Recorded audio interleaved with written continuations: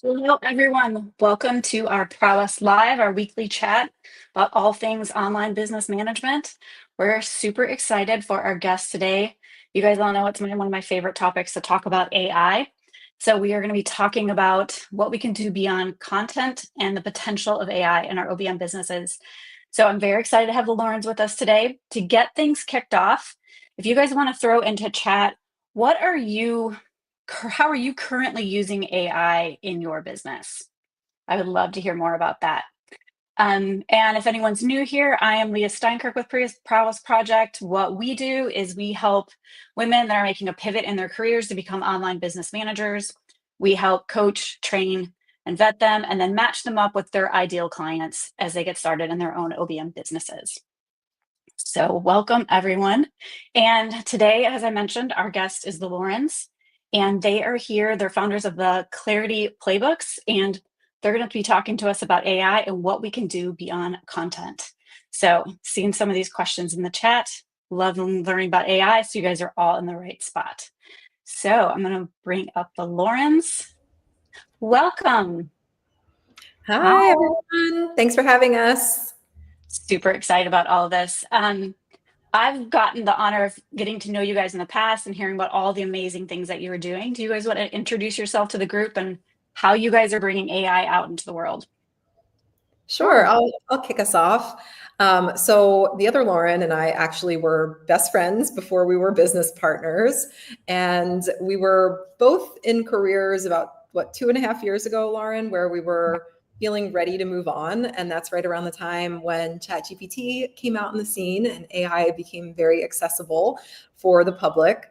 And Lauren and I saw this incredible opportunity because we really recognized how AI was going to just completely shift the paradigm of how we do business and how we use our time. And we knew that there was going to be a need for the bridge between where people are right now and actually using AI effectively.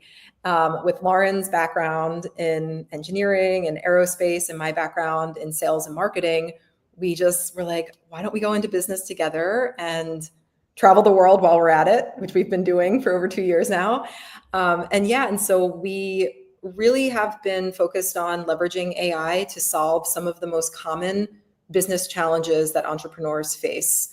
And over the past 2 years, Lauren and I have we've run the gamut on creating AI strategies for like all areas of business, but we've gotten even more focused and niche down now to really helping people around sales and marketing specifically. So it's been an incredible journey, and we're just excited to share a lot of what we learned with you all today. Fantastic. So when you say sales and marketing, I would love to know if that's like people just think content, right? Do you want to like expand on what that really looks like in AI? We can start talking about all the different parts of that where people could be using it. So of course, like there's the content side of things. There's email sequences, social media posts, blogs, website copy, all of that. But before you get to that, one thing that we really found is a lot of people are not clear in their message in the first place. They're not perfectly clear on who their ideal client is. They're not perfectly clear on the pain points and desired results and challenges that people would pay a premium to solve. And so we really start our clients back there, helping them solve those problems first, figuring out who is your ideal client, what are the problems that they would pay a premium to solve, what is that transformation they would pay a premium to get, and once you have that information, then you can go start and creating content. But what's cool is that you can go even deeper. So you can have AI write your sales script for you for one-on-one sales calls. You can have it write your webinar script for presentations. But another aspect that is really overlooked with AI is you can really deeply understand people on an emotional level. You can ask AI to act as my ideal client and tell me the thoughts that you would never say out loud. And so you can write the kind of content that they're like, oh my gosh, how did you know I'm thinking this? It feels like you're inside my head, that kind of thing. And also really build a lot of empathy. So like a deep emotional understanding of who they really are as a person and what they really want. And then beyond that, we also use it for sales because you can give it your sales call transcript and it can find hidden objections or unspoken emotions that might have been there that you might have missed or overlooked. give you feedback about how you are handling objections or what to say instead. So it's just a really powerful tool for all kinds of things related to sales and marketing. Yeah, and I'll add to that. So what we found, because I know the topic of this is like beyond just content, we recognized that a lot of people were just using it for content. So in a sense, they were trying to mimic or clone themselves or the people that they worked for to create content. But what we found to be the most powerful way to use AI is by actually tapping into the intelligence of it, because it has access to this amount of data that our human brains like can't even fathom, right? Like we can't hold that much information inside of our minds. And so one of the, the really, really powerful ways to use AI is to help you expand what you're capable of, to think beyond your boundaries, to use AI to see your blind spots. And it's really, really good at doing that because it can take in huge amounts of data, pull out the patterns or the themes that it sees. It's this tool for creativity, right? Where we don't have to start with a blank page. We can get the ideas flowing. And so that's where like I'm most excited about AI, because it really can help you get further faster in what you're already good at, what you're already an expert at. Yeah, that it's fantastic. Can you go give like just a small example of maybe how you would be asking for that, like more of the emotional intelligence like you're talking about that might be in that, like what you're trying to get into your ideal client's head? What's an example of a question that you could be using in your prompts? Yeah, so I typically tell it I'm a marketing and sales specialist. My ideal client is established high ticket online coaches and course creators. I want you to act as my ideal client, and I want you to tell me the things that you would never say out loud. I want to get deep into your psychology, into your subconscious thoughts.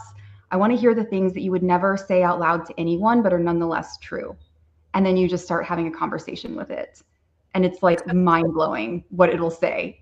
And so spot on. So spot on. Yeah. Yeah, that's one of our That's clients' favorite amazing. exercises, actually, is like that you use AI to act as your ideal client. You can just have this back and forth conversation with it and ask it anything. Like, don't be afraid to experiment. If have someone you're working for right now and you want to kind of try to understand where they're coming from with a certain idea, or even try to like wonder what they might want next, you could just play with it, right? Ask those questions and see what comes up. So you might be surprised what you find. I love that. And I want to encourage anyone that's listening to just throw your questions into chat. I want you Yep. guys to get access to the Lawrence here too, because I mean, as you can tell, this is amazing information.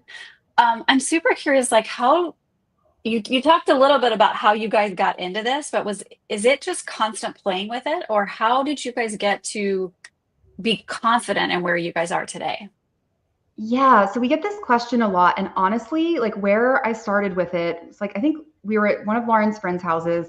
She showed us this app. It's the first AI tool I had ever seen. Like I'd never seen something right before. It like wrote this little bio for me.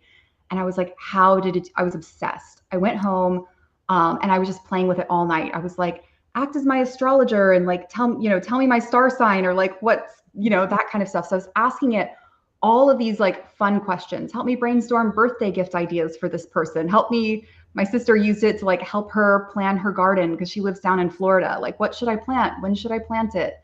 And so it was really a lot of that. The early stuff was we were not trying to solve any business problems. Like I was just playing around with it to see what it could do. And I was picking fun topics that were really interesting to me that I wanted to like have a back and forth conversation about. And it really built up this sense of kind of creativity and intuition with it. And so then when you take that into a business setting and you're trying to solve a business challenge, maybe you're trying to brainstorm your next marketing strategy, you already have this sense that you can have this back and forth conversation with it and that you need to give it some context and just explain your thoughts to it. And that from there, you start really building this intuitive sense of how to use it. At least that's how we got started. And I think that's one of the funnest and least intimidating ways to get started. Because I know there's a bunch of trainings out there now where you can get prompt libraries and prompt sequences. And those, like, don't get me wrong, like those are great. We give that kind of stuff to our clients all the time because we work really hard on the prompts that we develop. But it doesn't really give you that sense of intuition or creativity with it. And so I really like to encourage people to just like go in there and play around with it and have fun and pick topics that are interesting to you and have a back and forth and like see how far you can push it. I was like pushing it to see like at what point it would break and be like, I'm sorry, I can't help you. And it really blew my mind at what it could do. Yeah. That is fantastic. I love like that idea of asking it what your client's fears can be or having it act as that. Are there other areas just even in like how you would add it to workflows, like where a lot of our OBMs are helping, simplify day-to-day processes? So are there any ways that you've seen AI really be helpful there? Yeah. So, I mean, one of the things it probably can do really well is help you brainstorm ways to simplify those processes. Like, one of our favorite things to do is just talk to text. So, usually on your keyboard, there's like your computer has some sort of built in talk to text feature. And so you just brain dump into it. You're like, here's the process, like, and you explain it step by step. Here's what's happening. Here's what doesn't work about the process. Here's what works well. And I'm trying to figure out how to make this smoother and easier, and it'll usually come up with some really good ideas. So there's that higher level thinking that it can do with helping you smooth out processes. And then the other thing, if there's a particular thing that you're doing that's really repetitive, you can usually, like, it's a thinking type of task. Typically AI can step in and help you like at that particular step of that particular workflow. And so you just have some prompts that you've used and you just recycle them over and over again at that step. Yeah. Fantastic. Yeah. I can share one of the other ways that I've used it. So at the top of the year, we wanted to really like map out our entire first draft of our marketing strategy and marketing roadmap for each month, and really figuring out and focusing like what are like the biggest two goals that we like are set to accomplish this year. And so we started with those goals. This is what we want to do. And then we gave it all of the context of like, here is, these are the platforms where we market. This is, we take sales calls. We do like webinars, like once every 1 or 2 months. We have a free AI community. So we basically gave it all of that context. And then we had it help us come up with our strategy based on it knowing already what our biggest goals were, and even what our revenue goals were for each month. And then from there, once we got the strategy and we broke it down month by month, then I actually had it optimize my weekly calendar so that I would only spend a certain number of hours per day on certain tasks, dependent on like the level of priority that they were in our business, which was like, I did all of that in like 2 hours, which is just like mind blowing. Can you say that again about the prioritizing it? Like what? So because I get the like having it create the strategy, but Yep. then how did you like help it understand like specifically you in your business? Okay, so for me, for example, I know that like there are several types of calls that I take on a weekly basis. I take networking calls. I take calls that I call opportunity calls, where someone connected us. Oh, there might be some kind of opportunity for you guys to partner or host an event or something like that. And then I also take sales calls in addition to other things like podcasts and speaking events, and like we have a couple of AI groups that we speak in. And so I prioritize like highest priority for us are our sales calls, right? Because those are like high level revenue generating activities. So I told it like, okay, that's the main goal. And now like, I want you to help me figure out how many hours per week and how I can organize my Monday through Friday calendar, right? So that it's optimized, so that also my energy, because I'm more awake in the mornings than later in the afternoon. So I like told it, gave it all of that context, and it figured it out for me. And then I went into my calendar and adjusted my calendar availability to match what it told me. Ashley's going to be terrified. I'm like, guess what I did to our calendars? I love like how you're combining it, right? Because it's one thing to have it write your social media posts or have it like just content, but then to take the human side of it, because I think that's what a lot of people are afraid of, is like, how much do I share with it, or how much, right? But it really can, the end goal is to make your life simpler. 100%. Yeah. And the easiest way to think of it is ChatGPT was designed to be a personal assistant with whatever it is that you want help with. And that's really the easiest way to think of it. It's your personal assistant who can help you 24/7 with anything. To add to Lauren, to add to what Lauren was just saying, one of our favorite things to do when we don't know exactly all of the information it's going to need is we say, this is my goal. For example, I want to add another 1,000 people to my email list. Ask me up to 5 questions to get all of the information you need to help me come up with a plan. So when you don't know all of the context to give it, you just tell it, this is like, I want to add 1,000 people to my email list this month. Ask me 5 questions to get the information that you need so that you can help me come up with a plan. Yeah, so you just tell it the goal and tell it to like ask you the questions. Mm-hmm. Get the information. I love that. Get the right information. Yeah. Yeah, use that all the time. And so are you guys, is ChatGPT your go-to, or do you have other ones that you like to use?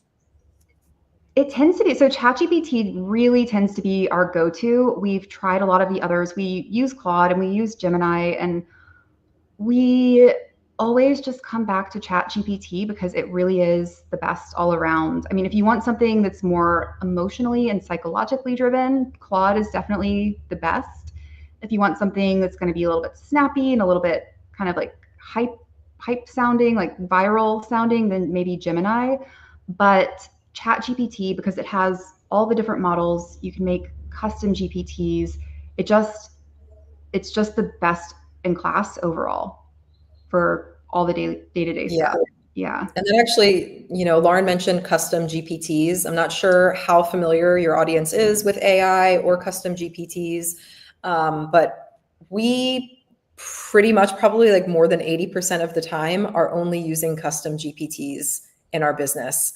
And so basically they're like mini assistants that are trained in a specific area of our business. And so I think that could also be really helpful for your audience to like really start understanding the power of custom GPTs. So for example, we have an AI copywriter that is trained. There's a knowledge base you can upload to it with custom instructions.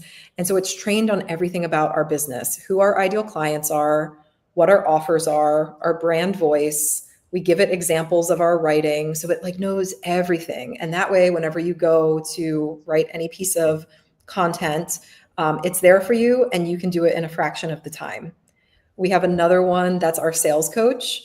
And so we can, anytime we want to practice sales strategies or sales conversations or talks, we can actually upload, like Laura mentioned earlier, transcripts of our sales calls to help ourselves learn, like, okay, what worked, what didn't work, what did I miss? What are the patterns that you're seeing in my conversations? So you can really, really grow your skills like at an exponential level than what we're used to, because it can do it in seconds, right? And help you get that clarity. So I strongly encourage you guys to look into custom GPTs and learn more about them and how you can use them with any of the clients that you're working with. There's one that might be particularly relevant to OBMs. It's called Tech Support Advisor. Yeah. And ChatGPT is like incredible tech support. It knows all of the major tech platforms and can walk you step by step through how to do just about anything. That's one of my favorite ones, is when I get stuck like an Airtable, where I'm like, act like the expert in Airtable so I don't have to go to the end of YouTube to find all those answers. So that's a great one. We had a great question for those that are just getting started out in their OBM businesses, are there any tech stacks that you would recommend? So you mentioned ChatGPT, and I always say like paying for that one is it pays for itself, I feel like. Are there any other ones that you feel like are really good value when you're getting started in your business? Do you mean like as far as other AI tools? AI tools or just workflows as you guys were getting started? I do believe you guys are Go High Level fans. We're fanatics. High Level runs our entire business. And the reason for that is because we started, I think we had like Active Campaign and Zapier and Lead Pages. It was like all zapped together, like very Frankenfunnel. And getting anything done was like kind of a pain because you have your lead page, or like your lead magnet page over here in this platform, but your contact list is over in your CRM over here. And then you've got to put it together with Zaps, and Zaps break. And yeah, so with everything being in high level, it just like has simplified everything. I can't imagine not having high level. Yes. Yeah. You guys are using high level as well, right, Leah? Yes, we are. And so even our OBMs in our training course, they have access to be using it for free as they're going through. Again, because you can be learning how to do the funnels, learning how to do the automations, all of that, and you can see how it all works together. Yeah. Have you guys used, I'm totally going off topic here, but have you guys used the workflow AI in high level yet? No, I mean, I played around with it a little bit, but like humble brag, like automations are just one of my strong suits. And so it's faster and easier for me to just, I already know what needs to happen. So it's just a matter of clicking the buttons. Yeah. Well, I think that's an excellent point, is that we don't have to overcomplicate what we're doing. So like, especially as OBMs, as you're good at different parts of it, it doesn't mean you have to go and reinvent the wheel. It's using AI in the parts that are going to keep it simple. Yeah. I played around with it a little bit, but it was setting things up not exactly the way that I wanted. And so I abandoned it really quickly. Yeah. I kind of same. I got in there and I was like, this is going to take me more time than just go doing it myself. So, yeah. But going back to the topic here, when it comes to like continually building that confidence with AI, the one thing that I'll hear from OBMs is when it comes to strategy. So you talked a little bit about that, like building out your business strategy for the year. Is there anything else you would say to people that are just feeling like not knowing how to get started doing that? And coming from the fact that a lot of our OBMs are strategic, but they may not have had the experience like COO of going and creating an entire plan. So it's like, how do you start breaking this down that you can confidently get in there and start building this? Like start building a business strategy, or I don't think that I fully understand the question. Anything like the strategic part of that AI can allow you to do. So like a business plan. So this is what I would do is I use AI to learn all the time. So when I'm starting on a new task that I kind of know I know what the task is, but I'm not an expert at this task. The first thing I asked AI is like, hey, I'm working on building out a business strategy, but I'm not very familiar with it. Like, what step-by-step process should I follow? And just explain it to me. Like, teach me the steps that I should follow. And so that is super helpful because like otherwise, I mean, in the olden days, you had to like go on Google and like read through all kinds of articles, like try to figure it out. Whereas AI, you can just ask very specific targeted questions of like, I'm trying to do this, and give it whatever information you do have about the thing, because it can give you very like tailored answers. Like, this is the piece that I know, but I'm really confused about this.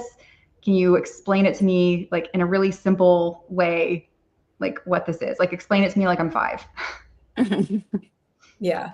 Yeah. Maybe that's a good segue into deep research also, because there's a new feature called deep research that will actually like take 15 to 30 minutes to think deeply and go out onto the web and do research for you.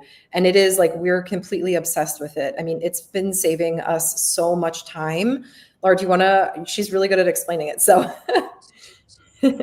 yeah. So this is like, you use deep research when you want to find like real information that's out there on the internet, like especially newer information. What deep research does is right now, whenever you're talking to ChatGPT, it's only updated through like December of 2023. It doesn't know anything that's happened after that. And probably business plans and strategies haven't really changed that much in the last couple of years. Like maybe they have. But if you want to know about something that is a lot newer and more relevant, or something that AI doesn't have a very good grasp on, you just type your question into ChatGPT and you click the little deep research button, and it will go out and read, I don't know, 30, 50 different websites. And what's cool about it is you give it the task, like, I want to learn about, I want to see examples of real life business plans, show me that. And so it'll make its first best guess and like first go read a couple of web pages, and it'll learn what they said. And based on what it learned, it'll adjust how it's researching, because it's always working towards that goal you gave it. So it's always kind of like course correcting to find the most relevant information. And it comes back and gives you like a really detailed answer with like real information from the internet. It's really cool. That is amazing. I'm gonna have Yeah. to, that's what I'll be playing with this afternoon because I can see a ton of value in that for OBMs that are when their clients are saying, hey, we should really look into X, Y, and Z. That happens all the time, like the bright and shiny object. Yes. We should That, figure out if this is yes. Deep research is perfect for that. I mean, and you can just, what the first pass I would do is just ask ChatGPT about it without deep research to see what it says, because it probably has some information. But if you're looking for things that are more relevant, more recent, then deep research is amazing. And one of the big questions we get is like, what's the difference between using ChatGPT to just like do an internet search? Because it can do that. Like, how's the weather today? And it can go search the internet for that versus deep research. And with the two examples I gave, you probably see where I'm going. With the web search, what it does is it'll just read the top 3 organic results from Google. It'll just basically essentially type one thing in the Google search bar and just read the top 3 results, and then it'll give you an answer. With deep research, it starts with the first thing that it searches for, like reads that web page. Based on what it learns, it will then say, that's interesting. I should go dig into that deeper now that I just learned that new thing. And then it'll keep digging and digging and digging. And deep research, it'll sit there for like anywhere from 5 to 30 minutes, going through anywhere from like 20 to 60 resources, like pages, and then come back and give you the summary of everything with all the sites and links. So it saves so much time. Whenever you have that, oh, we should go look into this thing, I'd like to just put in my question into deep research and I'll just sit there and like watch a YouTube video till it's done. actually drink your hot coffee. That's like a Deep amazing research idea. for me is like a very relaxing process because it like 5 minutes isn't really enough to go switch to another task. So you need to like, but that's the length of a YouTube video. So you just like, it's funny, actually, watch the video while like AI is going out and figuring out the answer for you.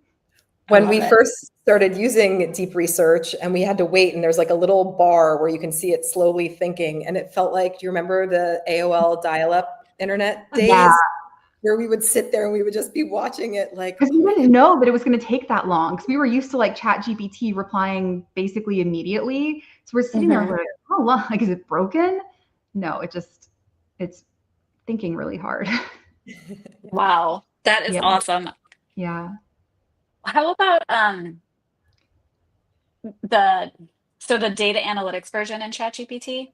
Are you guys using that a lot? Just, I mean, some people I've heard use it like, I want to evaluate these financials. Tell me what I don't know, or different things. Do you guys use that? We don't really use that so much. Sometimes we have like customer feedback surveys or that kind of data that we want analyzed. So we use it a little bit for that, but we typically don't put in financials or ask for any of that type of analysis, which I've heard it is really good at doing. And our little public service announcement is before you put in any financial information, scrub it of all personal and sensitive information. So don't give it your name or your email address or your credit card numbers or your social. Make sure all that stuff is scrubbed before you put that stuff in. Yes. Yeah. Yes.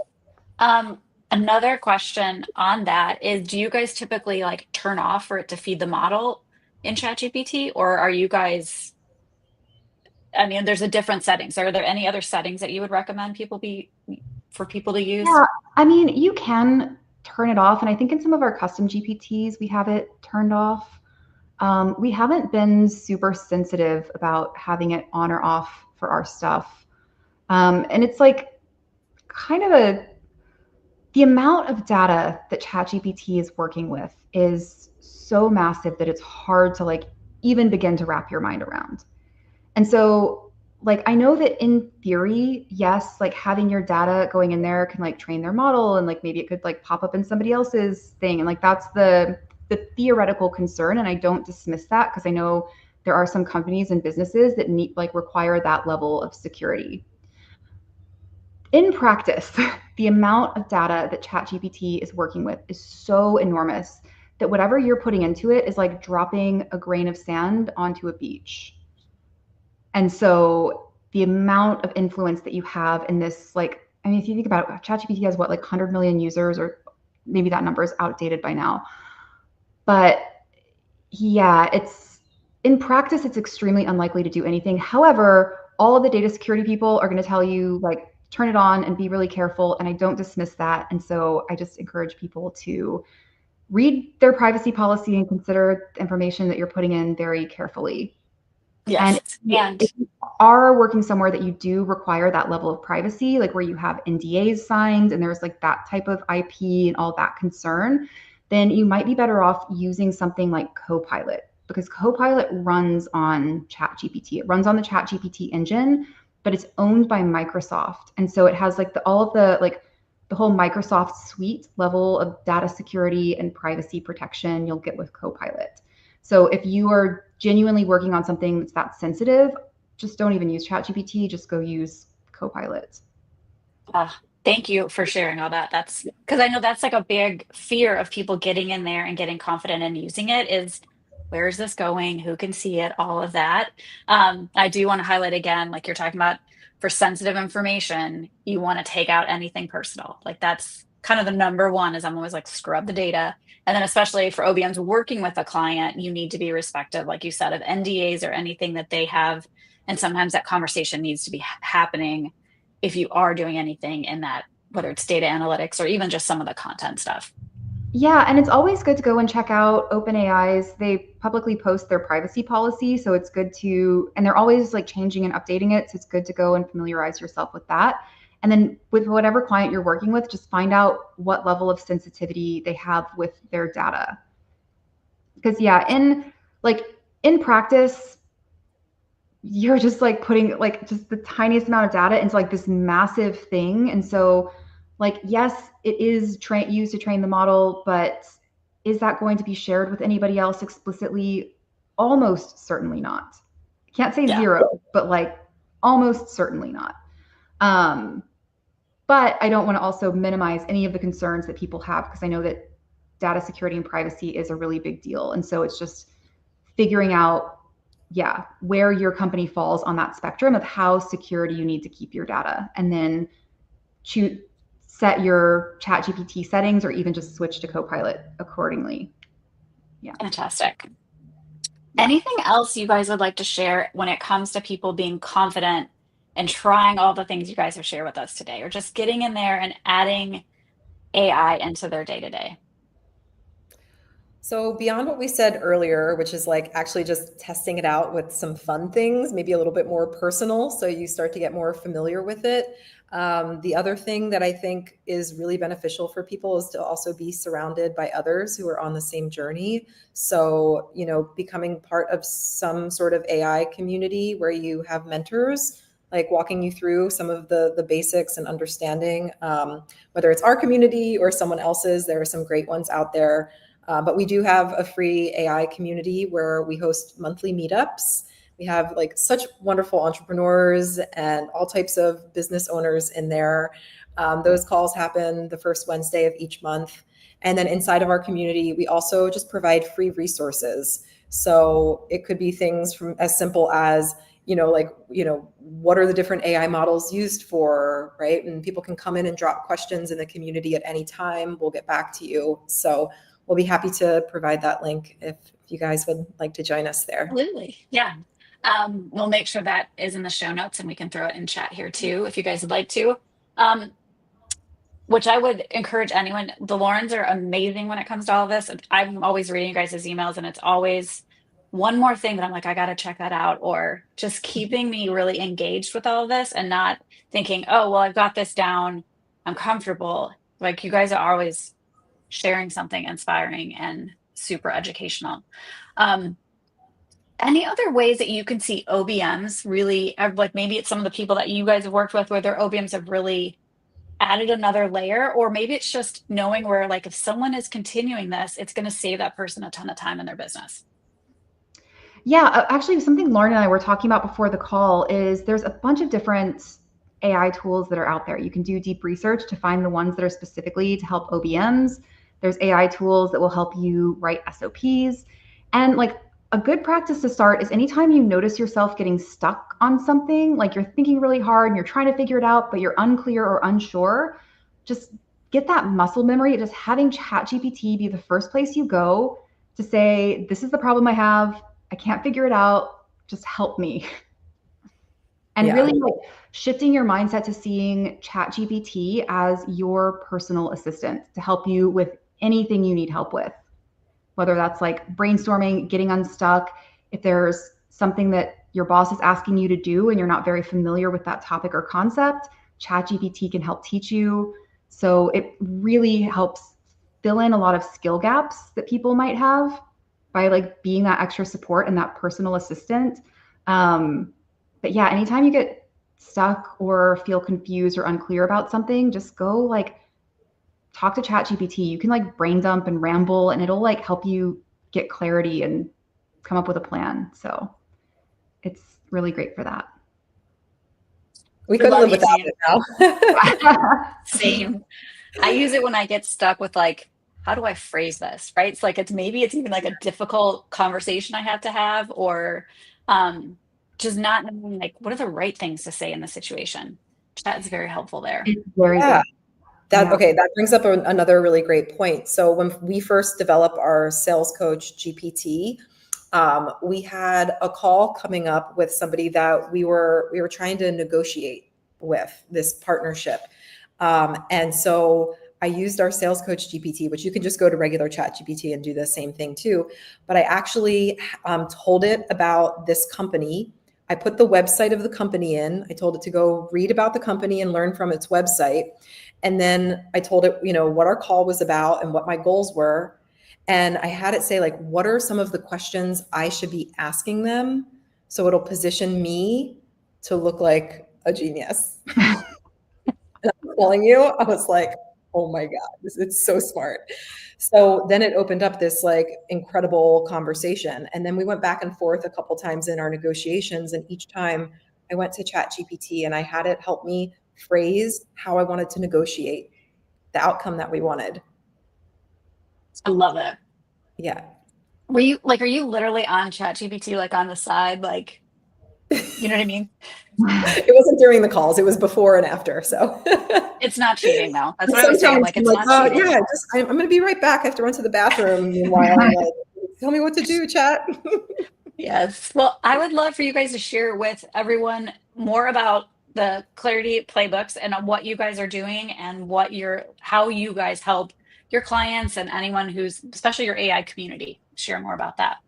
Yeah. So I'll just start with the AI community. That's our free community. We have over 500 members in it already. And we meet every month on a specific topic around AI. So we usually choose just one thing to focus on. So, all skill levels are welcome. And we just go deep on one thing and help you master one thing on that call. First Wednesday of every month, 10 a.m. Pacific, 1 p.m. Eastern. But you also get access to our, community portal where we have freebies, a couple of fun AI tools that you can test out for yourselves that we've built, and recordings of all of the replays on specific topics. So you could even find, if you want to learn more about custom GPTs, there's a training in there about that we mentioned today. So highly suggest that you join that free community. Like just come learn from us, ask us your questions. We're here to help. The other way that we work with clients is inside of our AI sales accelerator. And so that's a 6-month container where we have training videos and you get access to our AI tools that really help you optimize your high ticket sales system. So we specifically work with organizations who are usually online service providers of some kind that are in like higher ticket sales operations, like coaches, consultants, agencies, course creators. And so you get access to our AI tools that really help you highlight the blind spots in the business and specifically focused around, marketing messaging, marketing strategy, and optimizing your sales conversations for higher conversions. So you get access to calls with us bi-weekly. So we're there to, work with you hand in hand throughout the 6 months that you're with us. Yeah. Fantastic. And we have the links here in the chat. And is there any other places our audience can find you? Yeah, so you can find us on our website. It's thelaurens.ai. We're also on all the platforms. So look for the Laurens on Instagram, Facebook. You can find us on LinkedIn as well. And if you want to just reach out via email, like we'd love to hear from you. Our email address is hi@clarityplaybooks.com. Awesome. All right. Well, thank you, Lawrence, for being here today. This has been amazing. I know I feel like I have my list of things I want to go try out. I'm sure everyone else does too. So everyone, thanks for being with us today, and we'll see you guys next week. Bye. Bye.